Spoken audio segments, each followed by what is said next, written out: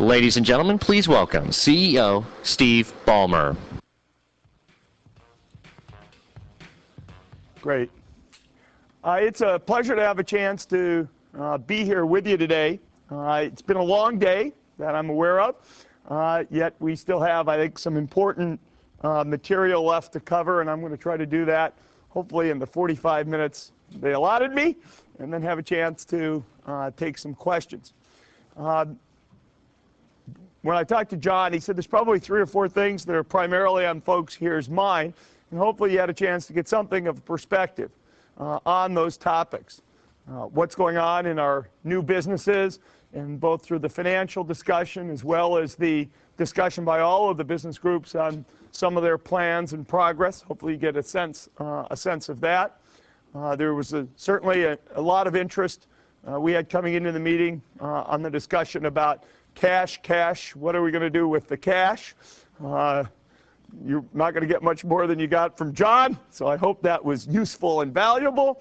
And then the last topic that we have essentially been talking about all day long, but I will talk about in some additional length, has to do with the competitive framework for us in the business, and how do we see things evolving, and what might that impact might that have on us financially. Before I go there, I want to, in the context of that interest, have a minute to give you my perspective on the last 12 months. And you heard a lot of things that were very precise and quantitative and important.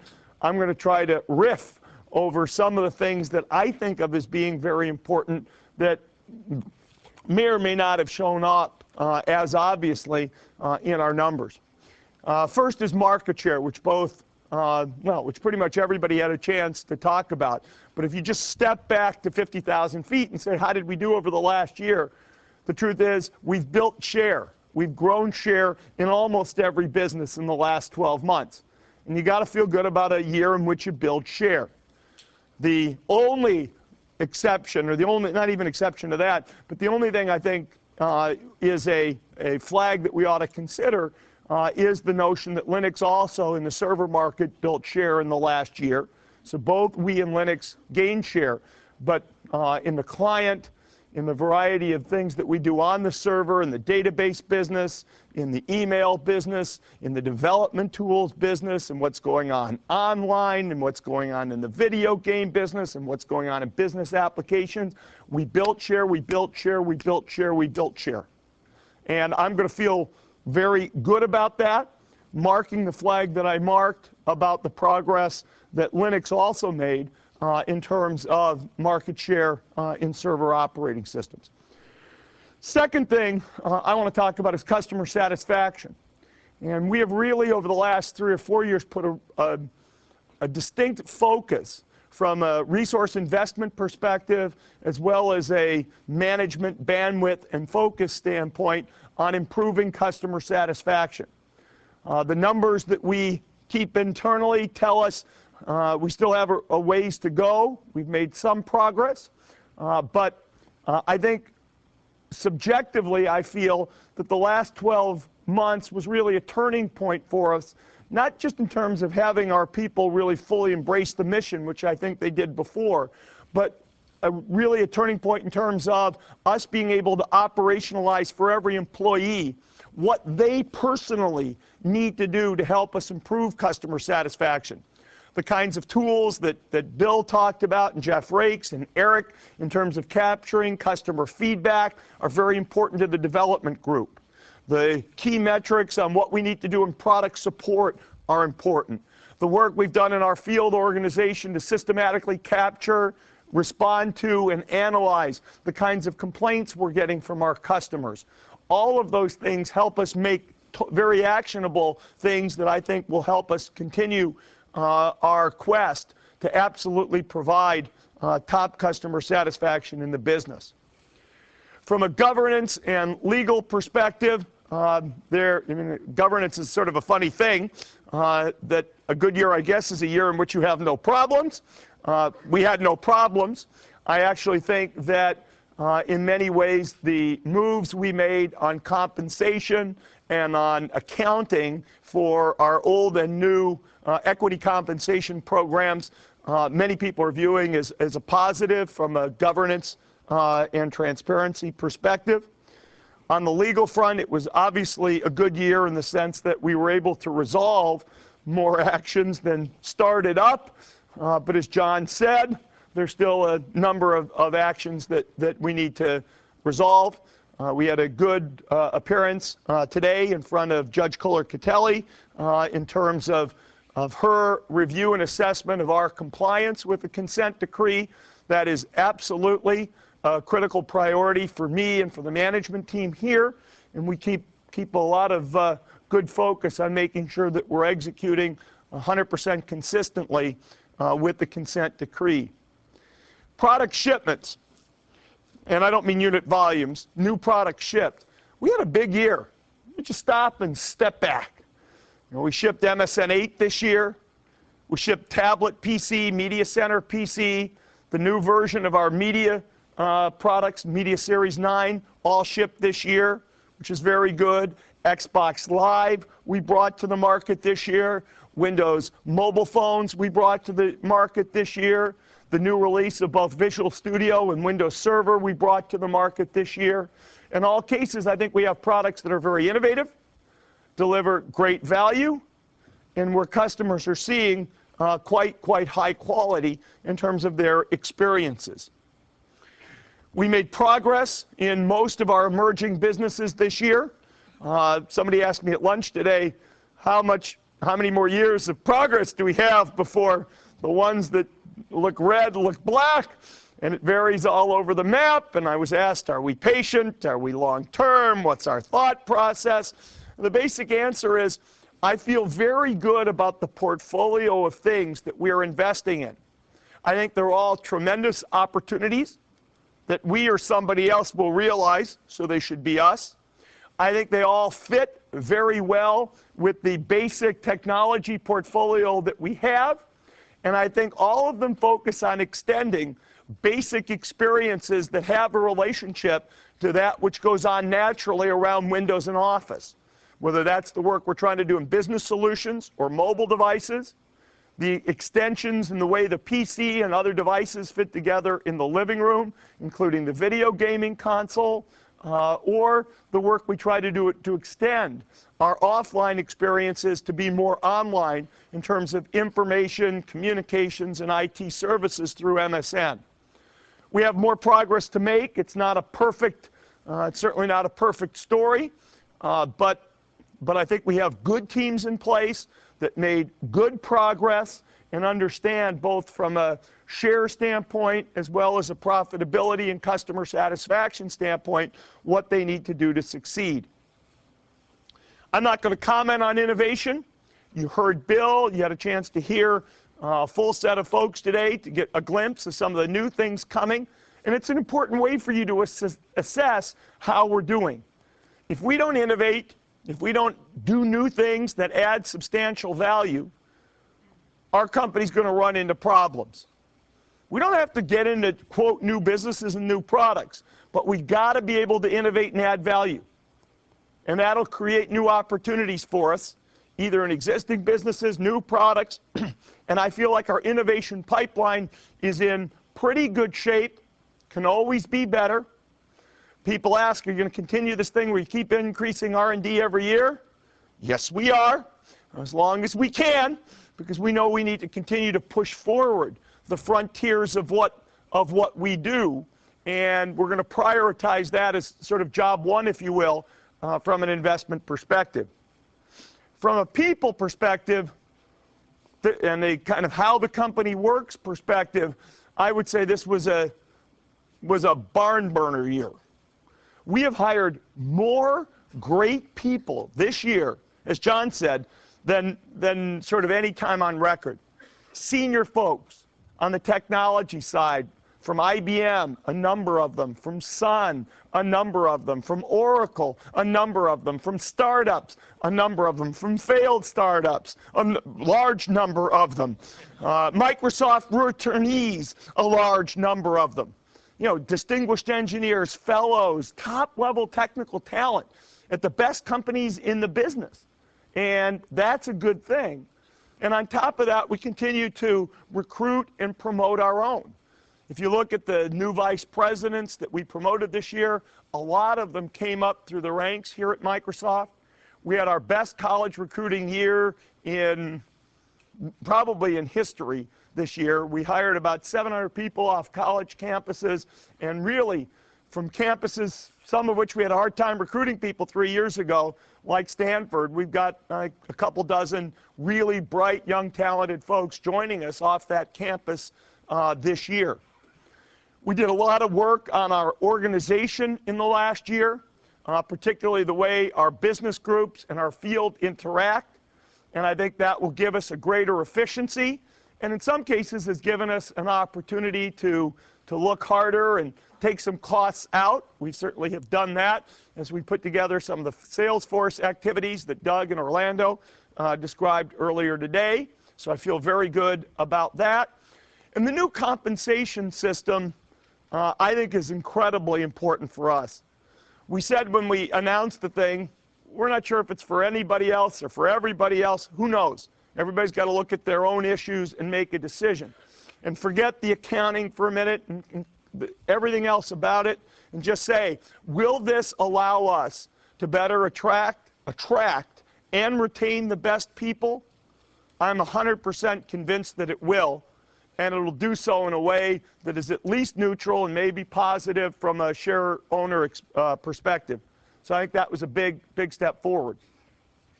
On the financial front, you heard from John. There's not really much for me to add. You were deluged with numbers last week and with a simplified version this week. What I'll tell you is I think we had a very good year financially. Very good year. And the most important reason for me to say that is so you understand where my expectation level is for a good year. This was a very good year. I got asked by somebody, I thought FY03 was a year of investment. Is FY04 not going to be a year of investment? I think FY03 was a year of performance.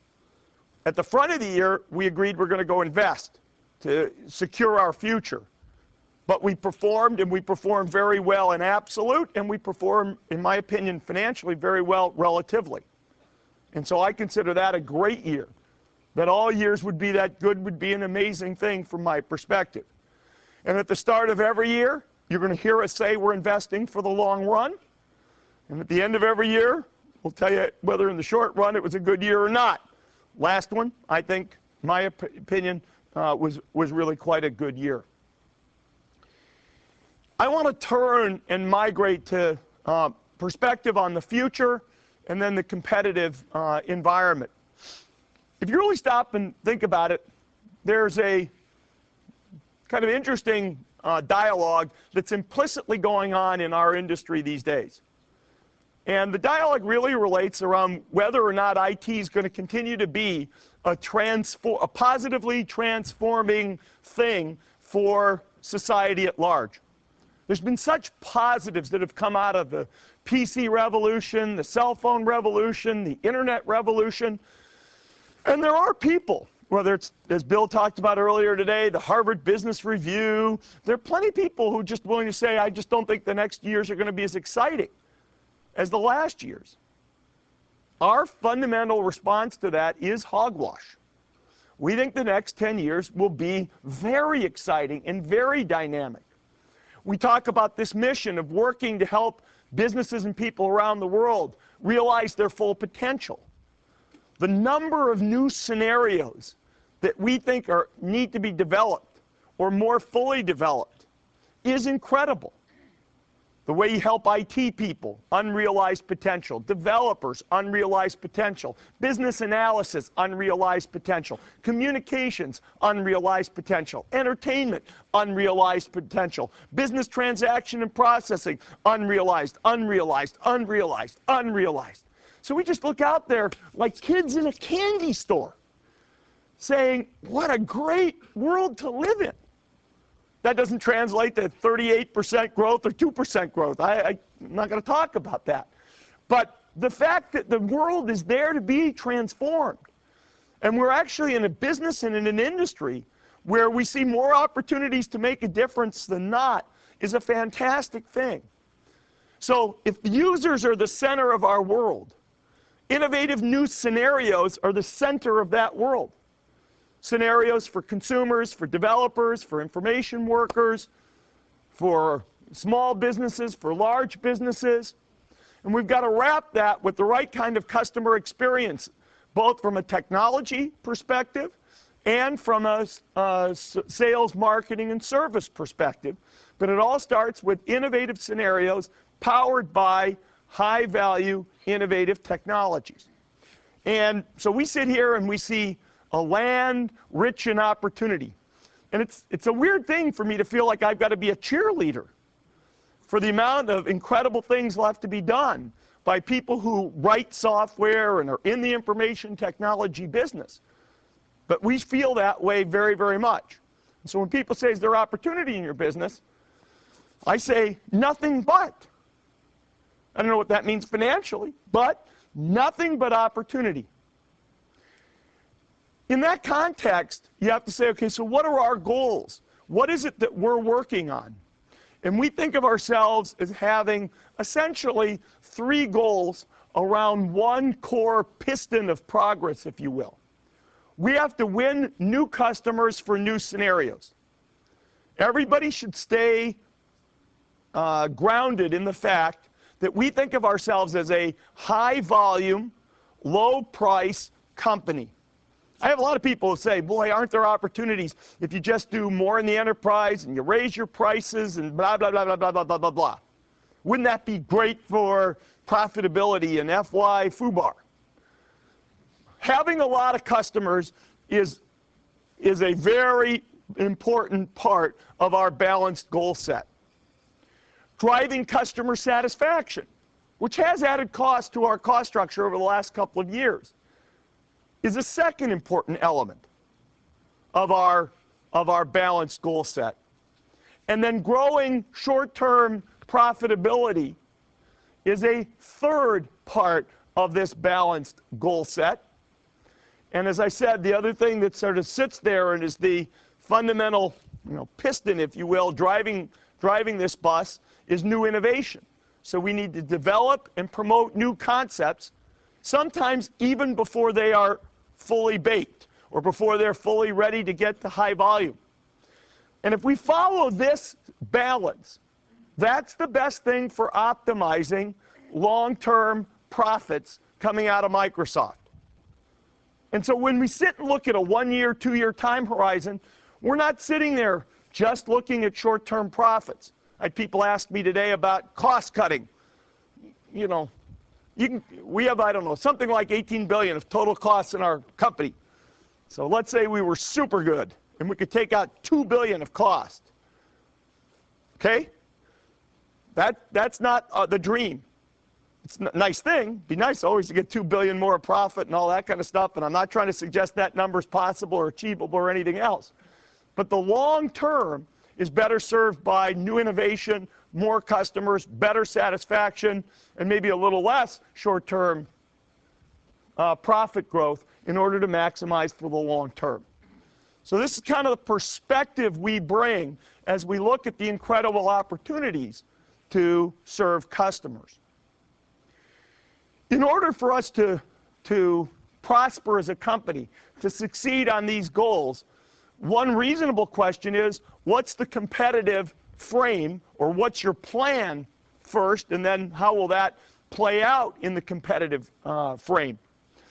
Our plan, the things that we talk to our employees about, and you saw it basically in the course of the day, but the things that we're emphasizing to all of our business groups to work on fall into 6 buckets. Number 1 is we believe in integrated innovation, and we believe in a next generation of Windows. And when we say integrated innovation, we mean we think it is better for the customer if we can get a whole scenario integrated, both within our products and where product A works well with product B, works well with service C, in order to implement a full customer experience. We think those scenarios through holistically. We expand into new scenarios because we think sometimes if we expand into the scenario, we can do a better job than if we just let third parties participate in those scenarios. In the Longhorn case, we're sort of taking this to the next level because we're absolutely trying to think about not just the next generation of Windows, but the next generation of a whole series of products. Some people say, that sounds like the highest risk thing I've ever heard, Steve. Cut it out. Why don't you dribble-drabble some things out here? That's not how this industry is going to continue to be transformed. We think there needs to be, not every year, but there need to be periodic big bangs, both for our company and for our industry, in order to rejuvenate the innovation cycle. And that's how we think about Longhorn, as one of those fundamental big bangs. People say, oh, it sounds scary. That means you might not ship it on date foo, or bar, or whatever the heck date you think it's going to be. And I say, you're right. That's why we don't try to talk about the date. We're trying to talk about the conceptualization. We're going to do our best. We've got teams working hard, great plans, good focus, but having a breakthrough and having scenarios that are integrated around that, we think is job one. Job two is we need to be a platform that creates opportunities for other developers, independent software companies, as well as custom developers, because no matter how good our integrated innovation, we're not going to have all the answers. And so amongst all the customers we serve, we're trying to tell our people, developers have this special sort of high place on the pecking order because they bring this stuff to life for people in a variety of ways. People have to make money on our platform. We have to make sure that our platform can be most easily customized. We have to think about our platform as bigger than Windows. It includes Office. It includes the Microsoft Business Solutions. We need to focus on simple, high-value offerings for our customers. We got to wake up every morning and say, how do we take this product foo and make sure it has more value next year than it does this year? That's different saying, how do we make sure we make more money on this product? How do we increase the value in this product? How do we put more into it? How do we simplify it? And one of the ways we might simplify is by adding in more things which are somewhat chaotic today that aren't part of that product today.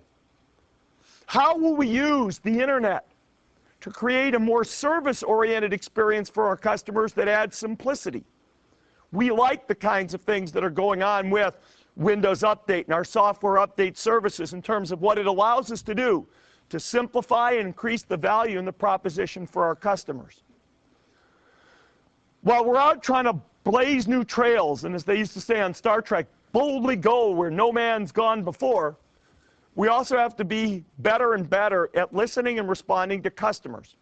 And that's why all the work on customer satisfaction and the feedback loop through sales, through support, as well as through the products themselves are incredibly important. I talked a minute about cost. We can take cost out, or we can get more productivity out of the workforce that we have, but we are asking our people, perhaps in a way we didn't a few years back, not to make it the only goal, but to make it a greater priority than it's ever been for us before. And last but not least, we keep this notion of really being a player that builds popular enthusiasm and groundswell for its products. We sell in a way always from the bottom up.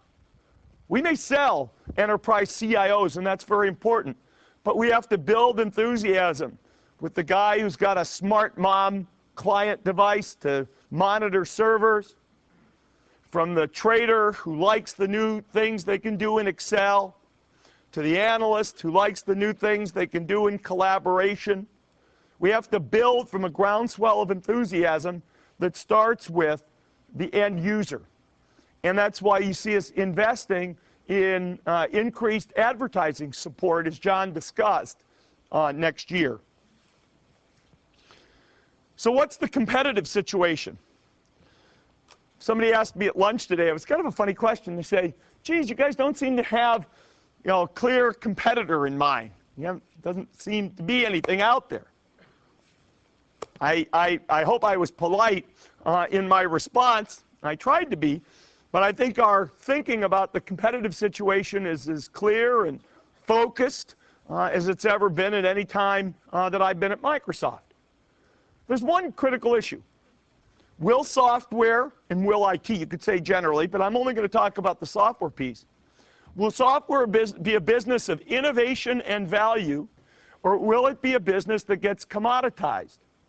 And it's commoditized by clones, it's commoditized by lower cost or free alternatives to that which the commercial vendors build. And that's the question. It's not just the question at Microsoft. It should be the question of Oracle. It should be the question of even guys like SAP. Will software continue to be an area in which innovation creates value? Innovation is protected for a period of time, creates value, creates new customer scenarios, is able to attract people to spend money. That is the sort of highest level competitive frame. Will there be a bigger software business for the world at large?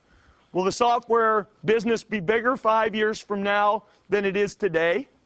Or will the work of people for free be as good as the innovation and value that the commercial companies create? So that's the number one dialogue here. And people say, okay, I get it. That's about free software, that's about open source, that's about non-commercial software, blah, blah, blah. It's about Linux, it's about all of that stuff. And it's not just about our company, it's about a bunch of other companies in this business. Now, I'm enthusiastic, as I said, about new scenarios. I'm enthusiastic about innovation and the value that it can create. I'm enthusiastic that we'll be able to charge positive prices for software 5 years from now. Somebody asked me at lunch today, well, will they be the same as the prices today? Could be the same, could be lower, could be higher. All I know is we have a chance to create great value, and we're investing in that value. People say, well, okay, but this costing, it's big in this environment. It's big in every environment, but it's not the only thing in any environment. It's about value. It's not just about acquisition cost. It's also about total cost of ownership, where I think we have an incredible story. Some people tell you, the world's moving to a services world. Put IBM down on the list of people who will be first and foremost on this. There won't be any commercial software left. That's why we don't invest in the applications business. It's just services. Hundreds and hundreds and hundreds of thousands of people doing custom work. Again, I might say hogwash to that theory. I think software products will be an increasingly important part of the business. There's a debate you can have. Is it better to have a group of people who are paid and work in a coordinated fashion on integrated breakthroughs, or is a fragmented community of people going to be better able to create new value? I've got a strong point of view on that topic. I'm a fan of coordinated innovation, and I think, frankly, commercial companies like Microsoft are the only people that have done that kind of coordinated innovation to create new value. Simplicity versus complexity. The commercial software companies do put the extra work in to make things simpler for the end user. Where large customer bases are already out there. That makes a difference. People like to stick with what they know. People raise security. I'll talk about that in a minute. And as I said, at the end of the day, one of the core questions you have as you think about this place as a shareholder is, will the software business be bigger in 5 years than it is today? I assure you that this company is doing all the right things to make sure that it is as large or larger a percentage of the software business 5 years from now than it is today. And I feel very good about our position. The second part of that question is the business bigger or not? I think it depends on innovation and value. I feel good about our innovation and value, but you all get to make your own judgments based upon the kinds of things that you've seen and heard today and the reactions you see and hear from customers. there are some things that at least Windows gets attacked on, frankly, where I think there's just confusion. There's no doubt that I think we're leading in terms of innovation and value, but there are places where people say, look, Windows is just more expensive than Linux. Gartner Group says on the client, 15 to 30% lower total cost of ownership with Windows XP than Linux. IDC says about the Windows Server, the cost advantages are 11 to 22% for Windows Server versus Linux over a 5-year period. All costs in. Okay, I'm not sure these are improvements. We're better. They have some drama to them. But the most important thing is, I think they help debunk this concept that says because something's free, it's actually free to acquire, it's actually low cost. Some people argue that, essentially against innovation. They say, hey, look, there's things out there in the market today that are good enough. Here's some numbers that you see coming off of test results from Veritest in terms of file server performance, web performance of Windows 2003 server versus a variety of different Red Hat releases. We know we have the lower total cost of ownership. There's better performance. There's a next generation collaboration system built into the Windows Server. There's been integrated innovation. Good enough? I don't think it's good enough. I think there are plenty of new scenarios that we enable with the Windows Server that are simply not enabled in the other environment. People say, okay, well, the Achilles heel for some reason, because all of your software gets built by you, is it's less secure than that which comes out of this fragmented community. Windows Server does have common criteria certification from the US government. If you take a look at the number of CERT advisories coming out of the Center at Carnegie Mellon that looks after internet security, CERT advisories by OS during the year 2002, we had fewer than a number of the Unix alternatives, Red Hat and Solaris. If you look at the data that comes from, I think it's ISS X-Force, in terms of the number of vulnerabilities reported by year by operating system, fewer vulnerabilities in our environment than in the Linux environment and growing less quickly. Is this definitive? Is that good enough? No, it's not good enough. We're not doing a good enough job. We may be better than the other guy, but we're not doing well enough. We're telling our people, we have an opportunity here to break through, to create innovative new value by being the most secure place in the world to manage and to share and to conduct information and to conduct business transactions. So it's not just a question of being ahead of the game on some of these things. It's pushing the value and pushing the benefits to a new level. Sometimes people, and they appropriately, give us a hard time. How are you doing on patching your system? We had a real set of issues that we have top management in the Windows team very focused in on.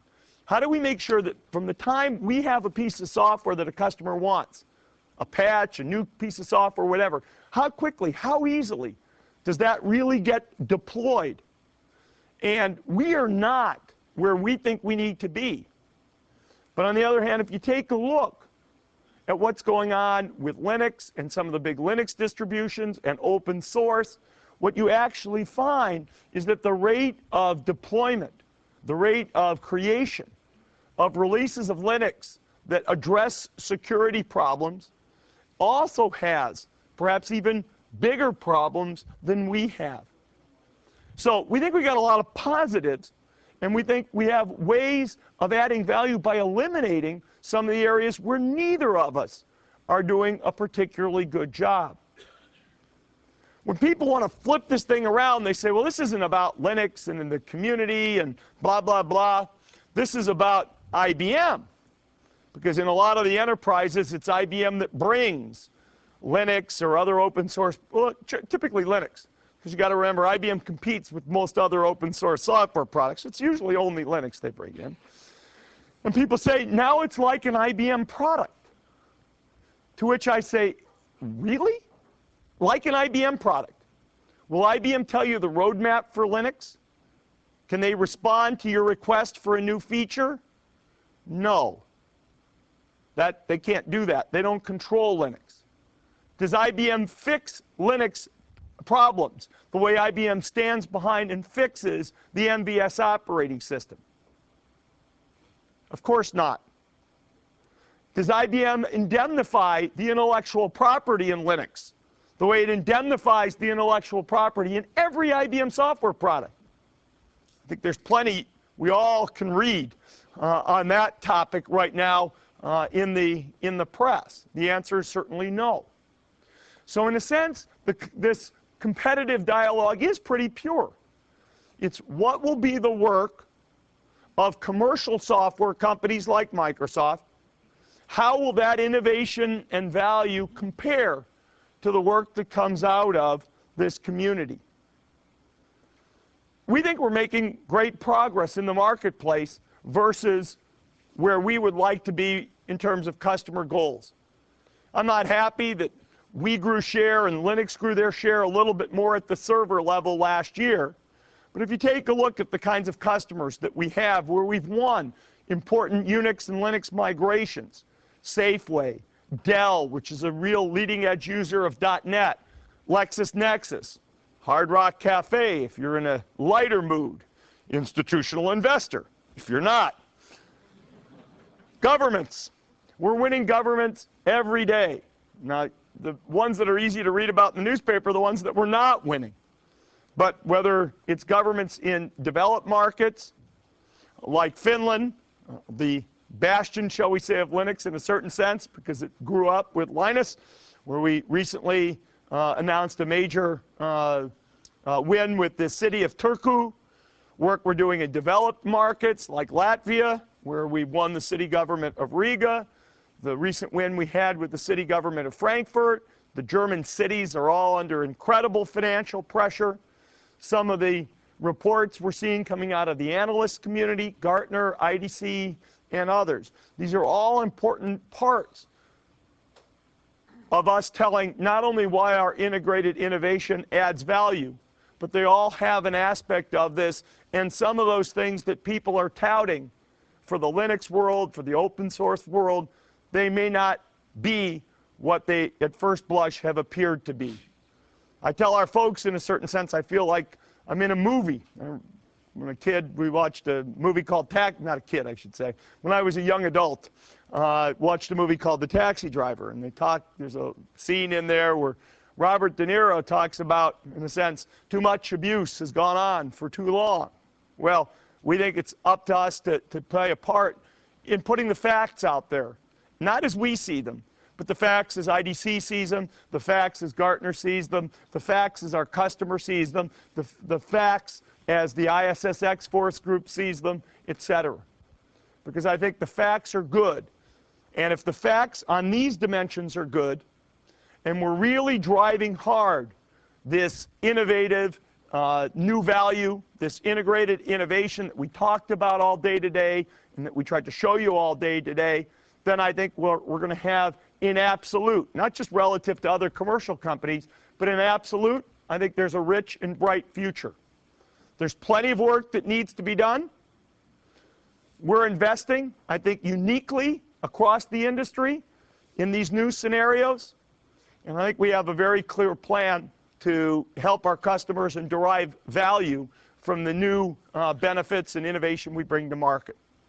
And that's kind of our story, and I hope that provides a little bit of a context for the third big question John said many of you had, which is, where do we stand competitively, and what do we think happens going forward based upon competition coming from software without an acquisition price.